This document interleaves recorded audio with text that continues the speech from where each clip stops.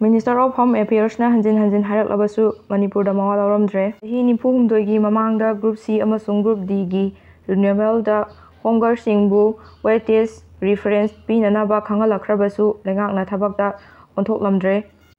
Government of India gi tongan ba Minister singna matam-matamgi matung inna lebak asigi state amasung union territory singda thabakta onthoknanaba order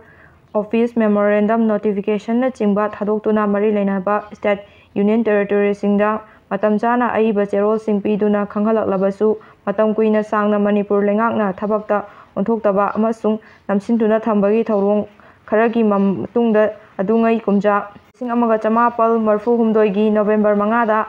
Minister of Home Affairs ki Department of Personal and Administrative Reforms ki Deputy Secretary I.S. Aluwaliana Office Memorandum ama thoktuna khanghanbada natana masigi makhada tarakpada kumcha 2012 amasung 2013 da forward reminder letters sing thakraba fawbada Manipur lengakna Minister asina pirakhiba order office memorandum adu matung inna thabakta onthoklamdre. Khwaidagi ngakpa thodok asi Minister of Home Affairs MCISA gi Department of Personal and Administrative Reforms da November 5 1938 da lebak asigi state amasung union territory singda leiriba homeguard sing amasung civil defense ki voluntary singbu magi state union territory singda adugi Group C amasung Group D gi posting renewal tawbada weightage preference pigadabani haina khangalakrabani. Pangal team Manipurna changsingani toramba total shutdown Handokkhre. Mihati na hatok piramlaba Chensam Abdul Qadir gi mihata chenabasing matik chaba cherak pidriba fawba amadi case asi CBI natraga NIA da sinadri fawba Manipur pumba Pangal team Manipurna total shutdown laukthokhlamba adu hayeng Jul 35 gi lebaki maru oiba thoromgi yengduna handokkhre. Manipuri film Piracy toramba gang khupu phagatpa ngamkhre. Manipur gi tongan-tonganba OTT opsing Infomedia, Miso TV, MFDC amasung Malang Kaiten app singdagi download tawraga film chaithokhlamba gang khupu ama film forum Manipur gi enforcement team gi Piracy drive ta phagatpa ngamkhre. Film forum na phagalaba miyosing adu tungda amuk hanna tawdanaba warak watemduna imung manungda sinakhre. Farabasinggi manungdagi lilongdagi abasna haikibada Piracy tawkraba filamsing kanagumba singna kakthapiu makha tana maduda tholakpa afafatagi daitasing masa-masana pugadabani hairi. Masigumba Piracy tawba film record tawraga yonba Telegram da thagatpa YouTube amadi Facebook na singbada thadorokpa asi tawbidananaba haiduna film forum-gi maikaidagi Manipurgi miyamda appeal tawrakli. Security check tawringai charakta Dreamliner 5 yauduna Air India gi flight 8 cancel tawkhre. Ahmedabad da Air India gi flight AI-171 kaikhraba matungda Boeing gi Dreamliner 7878 khudingmak security check tawnanaba lengakna paikhalakpa thabak haukibaga loinana tongan-tonganba mafamda Dreamliner singi security check chathanaba Air India gi flight kaya thengthaduna passenger singda khudongchadaba kaya mayoknaringaida cherak asida ngasi Dreamliner 5 yauna Air India gi flight 8 tongan-tonganba technician gi oiba problem leibana cancel tawkhre.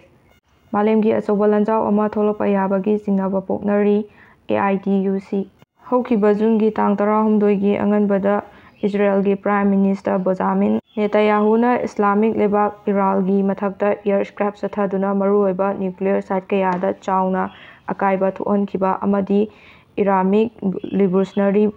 Guard ki maruoiba commander kaya hatkibagi lamankumba oina June 13 gi anganbadagi ngarang nungthel phawbada Iranna Israelgi maruoiba nuclear site kaya yauna on refinancing residential building amasung IDF ki akhanaba command center kayada masing yamlaba high-tech drone sing yauna hypersonic bulletin mission kaya kapsinduna mang tahankhiba thodok asina lebak ani asigi land asi makha thana samdaduna malemgi achauba lanjau ama tholakpa yabagi singnaba pohali haina aituk Manipurgi secretary ke hais samungongna thadoropa cherol amana phongdorakle. Truck chama ꯍꯦꯟꯕ ꯀꯩꯊꯦꯜ ꯃꯥꯟꯕꯤꯗ ꯄꯟꯗꯨꯅ ꯂꯩꯔꯦ꯫ ꯆꯦꯝ bungalow ꯃꯅꯥꯛꯇ Manipur ꯀꯃꯥꯟꯗꯣꯅ driver ꯑꯃꯕꯨ ꯃꯔꯝ ꯆꯥꯗꯅ ꯉꯝꯃꯤ ꯍꯥꯏꯗꯨꯅ ꯃꯔꯥꯜ ꯁꯤꯗꯨꯅ ꯐꯨꯈꯤꯕ ꯊꯧꯑꯣꯡ ꯌꯥꯅꯤꯡꯗꯦ ꯍꯥꯏꯗꯨꯅ ꯗ꯭ꯔꯥꯏꯚꯔꯁꯤꯡꯅ ꯈꯣꯡꯖꯪ ꯆꯪꯁꯤꯟꯕ ꯑꯣꯏꯅ ꯀꯩꯊꯦꯜ ꯃꯥꯟꯕꯤꯗ ꯒꯥꯔꯤ ꯂꯦꯡꯗꯨꯅ ꯂꯩꯔꯦ ꯍꯥꯏꯔꯤ꯫ ꯃꯤꯖꯣꯔꯥꯝꯒꯤ ꯁꯤꯝꯐꯥꯏ ꯗꯤꯁꯇ꯭ꯔꯤꯛꯇꯒꯤ ꯖꯦꯑꯥꯔꯒꯤ ꯃꯤꯂꯤꯇꯦꯟꯠ ꯀꯨꯀꯤ ꯖꯣ 2 ꯖꯨꯟꯇꯥ ꯑꯥꯔꯃꯤꯅ ꯀꯥꯞꯇꯨꯅ ꯍꯥꯠꯈ꯭ꯔꯦ꯫ ꯁꯤꯛꯀꯤꯝꯗ ꯆꯍꯤ 22 ꯁꯨꯔꯕꯤ ꯁ꯭ꯇꯨꯗꯦꯟꯠ ꯅꯨꯄꯤ ꯃꯆꯥ ꯑꯃ ꯁꯤꯔꯦ ꯍꯥꯏꯔꯤ꯫ ꯑꯍꯃꯦꯗꯥꯕꯥꯗ ꯄ꯭ꯂꯦꯟ ꯀ꯭ꯂꯥꯁ ꯍꯛꯆꯥꯡ 135 ꯃꯁꯛ ꯈꯪꯗꯣꯛꯈ꯭ꯔꯦ꯫ 100ꯒ ꯁꯨꯞꯅ ꯑꯃ ꯀꯨꯁꯤꯟꯅꯈ꯭ꯔꯦ꯫ ꯂꯤꯟꯊꯣꯏꯉꯥꯝꯕꯤ ꯑꯃꯁꯨꯡ ꯂꯝꯅꯨꯡꯍꯦꯟꯒꯤ ꯍꯛꯆꯥꯡ ꯃꯁꯛ ꯈꯪꯗ꯭ꯔꯤ꯫ ꯊꯥ ꯑꯁꯤꯒꯤ 12ꯒꯤ ꯅꯨꯃꯤꯠ ꯌꯨꯡꯕ ꯃꯇꯨꯡꯗ ꯒꯨꯖꯔꯥꯠꯀꯤ ꯑꯍꯃꯦꯗꯥꯕꯥꯗꯇꯒꯤ ꯂꯟꯗꯟꯒꯤ ꯒꯦꯠꯋꯦ ꯑꯦꯌꯔꯄꯣꯔꯠ ꯇꯝꯅ ꯄꯥꯏꯈꯠꯂꯛꯄꯗ ꯉꯥꯏꯔꯤꯀꯥꯟꯗ ꯅꯛꯅꯅ ꯂꯩꯕ ꯕꯤ.ꯖꯦ. ꯃꯦꯗꯤꯀꯦꯜ ꯀꯣꯂꯦꯖꯀꯤ ꯍꯣꯁꯇꯦꯜꯒꯤ ꯕꯤꯜꯗꯤꯡꯗ ꯊꯣꯝꯖꯤꯟꯕꯗꯒꯤ ꯀꯥꯏꯗꯨꯅ ꯄꯦꯁꯦꯟꯖꯔ 232, ꯀ꯭ꯔꯨ ꯃꯦꯝꯕꯔ 12ꯒꯤ ꯃꯅꯨꯡꯗꯒꯤ ꯄꯦꯁꯦꯟꯖꯔ ꯑꯃꯈꯛ ꯍꯤꯡꯍꯧꯔꯒ ꯑꯇꯩꯅ ꯂꯩꯈꯤꯗꯕꯒꯤ ꯃꯅꯨꯡꯗ ꯉꯁꯤ ꯐꯥꯎꯕꯗ ꯗꯤ.ꯑꯦꯟ.ꯑꯦ. ꯇꯦꯁꯠꯀꯤ ꯃꯇꯥꯡꯗ ꯍꯛꯆꯥꯡ 132ꯒꯤ ꯃꯁꯛ ꯃꯃꯤꯡ ꯈꯪꯗꯣꯛꯄ ꯉꯝꯈ꯭ꯔꯦ ꯑꯗꯨꯒ ꯍꯛꯆꯥꯡꯁꯤꯡ ꯑꯗꯨꯒꯤ ꯃꯅꯨꯡꯗ 100ꯒ ꯁꯨꯞꯅ ꯑꯃ ꯂꯩꯈꯤꯗ꯭ꯔꯕꯁꯤꯡꯒꯤ ꯏꯃꯨꯡ ꯃꯅꯨꯡꯗ ꯃꯤꯑꯣꯏꯁꯤꯡꯅ ꯑꯔꯣꯏꯕ ꯃꯊꯣꯏ ꯃꯉꯝ ꯄꯥꯡꯊꯣꯛꯅꯕꯒꯤꯗꯃꯛ ꯈꯨꯠꯁꯤꯟꯅꯈ꯭ꯔꯦ ꯍꯥꯏꯔꯤ꯫ ꯑꯗꯨꯝ ꯑꯣꯏꯅꯃꯛ ꯉꯁꯤ ꯂꯤꯟꯊꯣꯏꯉꯥꯝꯕꯤꯒꯤ ꯑꯄꯣꯛꯄ ꯅꯟꯗꯦꯁ ꯀꯨꯃꯥꯔꯒ ꯄꯣꯛꯃꯤꯟꯅꯕ ꯃꯌꯥꯝꯕ ꯀꯦꯁꯅꯥꯇꯣꯝꯕꯗ ꯄꯥꯎꯆꯦ ꯑꯁꯤꯅ ꯆꯤꯞꯐꯣꯜ ꯇꯧꯗꯨꯅ ꯍꯪꯈꯤꯕꯗ ꯂꯤꯟꯊꯣꯏꯉꯥꯝꯕꯤ ꯑꯃꯁꯨꯡ ꯂꯝꯅꯨꯡꯍꯦꯟ ꯁꯦꯝꯁꯟꯒꯤ ꯍꯛꯆꯥꯡꯗꯤ ꯉꯁꯤ ꯅꯨꯃꯤꯗꯥꯡ ꯐꯥꯎꯕꯗ ꯃꯁꯛ ꯃꯃꯤꯡ ꯈꯪꯗꯣꯛꯄ ꯉꯝꯈꯤꯗ꯭ꯔꯤ꯫ ꯑꯗꯨꯝ ꯑꯣꯏꯅꯃꯛ ꯍꯌꯦꯡ ꯑꯌꯨꯛ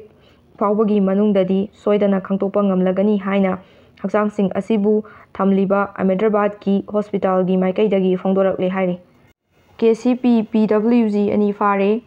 ꯁꯦꯀ꯭ꯌꯨꯔꯤꯇꯤ ꯐꯣꯔꯁꯅ ꯉꯁꯤ ꯅꯤꯡꯊꯧꯈꯣꯡ ꯈꯥ ꯈꯨꯅꯧꯗꯒꯤ ꯀꯦ.ꯁꯤ.ꯄꯤ. ꯄꯤ.ꯗꯕ꯭ꯂ꯭ꯌꯨ.ꯖꯤ.ꯒꯤ ꯃꯤꯑꯣꯏ 2 ꯐꯥꯔꯦ꯫ ꯃꯈꯣꯏꯗꯒꯤ .32ꯒꯤ ꯄꯤꯁꯇꯣꯜ ꯑꯃ ꯑꯃꯁꯨꯡ ꯃꯣꯕꯥꯏꯜ ꯐꯣꯟ 4 ꯐꯪꯂꯦ ꯍꯥꯏꯔꯤ꯫ ꯐꯥꯔꯕꯁꯤꯡꯗꯤ ꯅꯝꯕꯣꯜ ꯂꯧꯔꯦꯝꯕꯝꯗꯒꯤ ꯍꯧꯖꯤꯛꯅ ꯅꯤꯡꯊꯧꯈꯣꯡ ꯈꯥ ꯈꯨꯅꯧꯗ ꯂꯩꯔꯕ ꯈꯣꯝꯗ꯭ꯔꯥꯝ ꯖꯣꯏ, ꯑꯦꯂꯥꯏꯁ ꯈꯥꯒꯦꯝꯕ ꯆꯍꯤ 39 ꯑꯃꯁꯨꯡ ꯋꯥꯡꯉꯨ ꯃꯃꯥꯡ ꯁꯥꯕꯜꯗꯒꯤ ꯃꯥꯏꯕꯝ ꯃꯦꯝꯆꯥ ꯆꯍꯤ 47ꯅꯤ ꯍꯥꯏꯔꯤ꯫ ꯉꯁꯤ ꯃꯤꯌꯥꯝꯅ ꯁꯤꯟꯊꯥ ꯂꯦꯞꯄꯤꯗꯨꯅ ꯑꯊꯧꯕꯁꯤꯡꯒꯤ ꯃꯐꯝꯗ ꯍꯩꯀꯠ ꯂꯩꯀꯠ ꯇꯝꯕꯤꯌꯨ꯫ ꯅꯟꯗꯣ ꯂꯨꯋꯥꯡ the great June 18 uprising unity day 43ꯁꯨꯕ ꯊꯧꯔꯝꯒꯤ ꯁꯦꯝꯕ ꯁꯥꯕ ꯈꯨꯗꯤꯡꯃꯛ ꯂꯣꯏꯔꯦ꯫ ꯂꯝꯗꯝ ꯑꯁꯤꯒꯤ ꯃꯤꯌꯥꯝꯅ ꯅꯨꯃꯤꯠ ꯑꯁꯤꯗ ꯁꯤꯟꯊꯥ ꯂꯦꯞꯄꯤꯗꯨꯅ ꯃꯅꯤꯄꯨꯔꯒꯤ ꯁꯛꯇꯝ ꯀꯥꯏꯗꯅꯕ ꯍꯣꯠꯅꯕꯗ ꯊꯋꯥꯏꯅ ꯄꯣꯟꯊꯥ ꯄꯤꯈ꯭ꯔꯕ ꯑꯊꯧꯕꯁꯤꯡꯒꯤ ꯃꯐꯝꯗ ꯍꯩꯀꯠ ꯂꯩꯀꯠ ꯇꯝꯕꯗ ꯁꯔꯨꯛ ꯌꯥꯕꯤꯌꯨ ꯍꯥꯏꯅ ꯑꯣꯕꯖꯥꯔꯕꯦꯁꯟ ꯀꯃꯤꯇꯤꯒꯤ ꯃꯥꯏꯀꯩꯗꯒꯤ ꯐꯣꯡꯗꯣꯔꯛꯂꯤ꯫ ꯋꯥꯐꯝ ꯑꯁꯤ ꯉꯔꯥꯡ ꯅꯨꯡꯊꯤꯜ ꯄꯨꯡ 3 ꯇꯥꯕꯗ ꯀꯩꯀꯣꯄꯥꯠꯇ ꯂꯩꯕ ꯖꯨꯟ 19ꯒꯤ ꯊꯧꯗꯣꯛꯇ ꯂꯩꯈꯤꯗ꯭ꯔꯕ ꯑꯊꯧꯕꯁꯤꯡꯒꯤ ꯈꯨꯕꯝꯗ ꯀꯨꯝꯁꯤꯒꯤ ꯑꯣꯏꯅ ꯄꯥꯡꯊꯣꯛꯀꯗꯧꯔꯤꯕ 43ꯁꯨꯕ ꯗ ꯒ꯭ꯔꯦꯠ ꯑꯞꯔꯥꯏꯖꯤꯡ ꯌꯨꯅꯤꯇꯤ ꯗꯦꯒꯤ